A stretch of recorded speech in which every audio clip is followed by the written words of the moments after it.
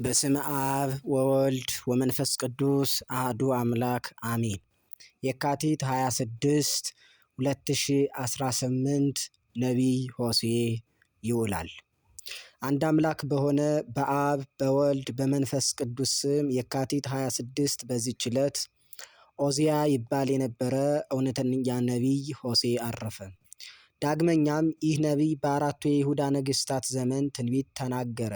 እሊያም ዖዝያን፣ ኢዮአታም፣ አካዝ፣ ሕዝቅያስ ነበሩ። በትንቢቱም ድንቆች ሥራዎችን ተናገረ። የእስራኤልንም ልጆች ገሠጻቸው፣ የአመንዝራ ልጆች ብሎም ጠራቸው። እግዚአብሔርም ቁጣውን ከእርሳቸው እንደማይመልስ አስረዳቸው። እንዲህም አለ። የእስራኤል ልጆች ቁጥራቸው እንደማይሰፈርና እንደማይቆጠር የባሕር አሸዋ ቢሆን ከጥቂት በስተቀር አይተርፍም አለ። ስለ አሕዛብም በእግዚአብሔር ማመን ተናገረ። እንዲህም አለ። እኔ ወገኖቼ ያልሆኑትን እጠራቸዋለሁ፣ እነርሱም ይሰሙኛል። ዳግመኛም ስለ መድኃኒታችን መከራ መቀበልና በከበረ ደሙ ስለ መዳናችን ስለ ትንሣኤውም እንዲህ ብሎ ተናገረ። እሱ በመከራ ገርፎናል፣ ያድነናል። እርሱም በመከራ አቁስሎ ይቅር ይለናል። ሲያድነንም በሁለተኛ ቀን ነው። በሦስተኛ ቀን ድነን በእሱ ፊት እንነሳለን።